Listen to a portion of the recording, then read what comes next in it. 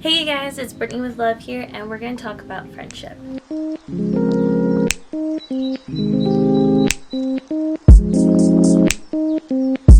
These are some tips I have picked up on and I've started incorporating how I'm becoming a better friend to my friends. Learn that being a friend means you need to know your strengths and your weaknesses. For me, I know my weakness is talking to my friends. I mean, like talking on the phone, sometimes even in person, because sometimes they come to me for advice and I'd rather they do that through text message. I feel like if they text me, I can really read what they're saying and really give it a lot of thought before I tell them whatever I can give advice on. I put a lot of focus into my text messages, which is something I can't always do when I'm in person with a friend or if I'm on the phone with them because I'm distracted by everything else that I'm looking at. But if I'm looking at what you're saying, then I can truly give you the advice that you want to be hearing from me. And another reason why I like talking through text messages rather than on the phone is because I do have a problem with not thinking about things thoroughly before I say them. I tend to say whatever comes to my mind first, and sometimes it comes off as rude or unhelpful or even mocking. So I've noticed that my friends like coming to me for advice, and that's totally fine. I would love to give them advice on whatever they're dealing with. But even if it's a situation that I've not gone through myself and I don't know anything about, I still try to leave them with some encouraging words because I don't want them to feeling like they're more lost than when they started talking to me. Do you know what I mean? Like, if they came to me upset, I don't want them feeling even more upset. I want to leave them with words of wisdom if I can, or just try to make them feel better about the situation that they're in.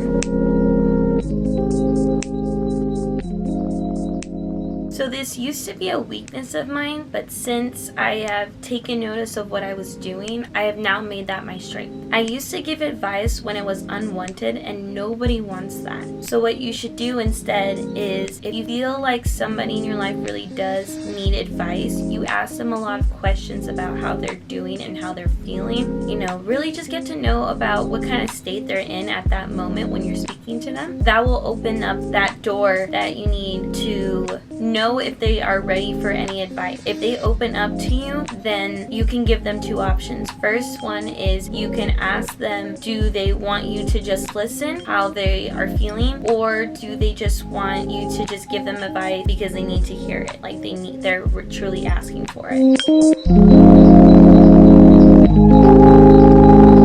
Another strength of mine is something I used to think was a weakness. I used to think that my friends not talking to me on a constant was a reflection of what kind of friend I was, when it really wasn't. It was me learning that we're all growing up and we are all living separate lives, and things are happening in each other's lives that we're not always ready to just talk about at any given moment, which is why when I do see my friends, I try to show them as much love for their friendship as I can. I don't know when's the next time I'm going to see them again. But the good thing about learning what kind of friend I am and learning what my friends need from me, I don't make them feel bad for not seeing them as often as I would like. Instead, I just pick up where we left off because I don't want things to change. I don't want to cause unnecessary fight for no reason.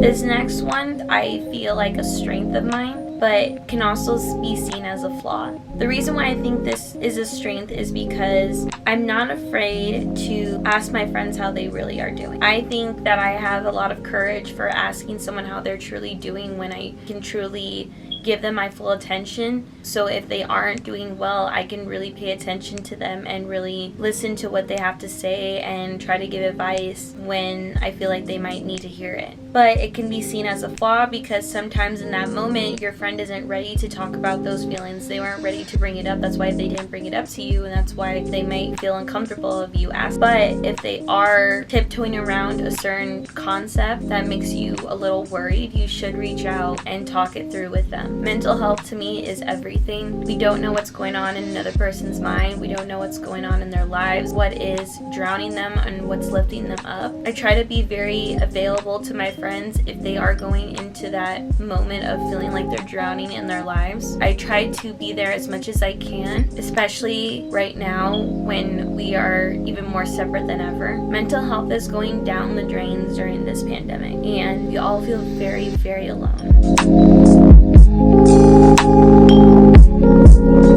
Anyway, if you aren't close to me or you feel like you're close to me, don't be afraid to reach out if you want to talk one-on-one. I am always going to be here for you, and I worry about how you're doing, and I would care if you were gone tomorrow. As always, I hope you get something out of these tips I have given you. If you liked my content, please leave this video a like and subscribe if you would like to see more content just like it. Much love from Brittany with Love. Why so many pieces?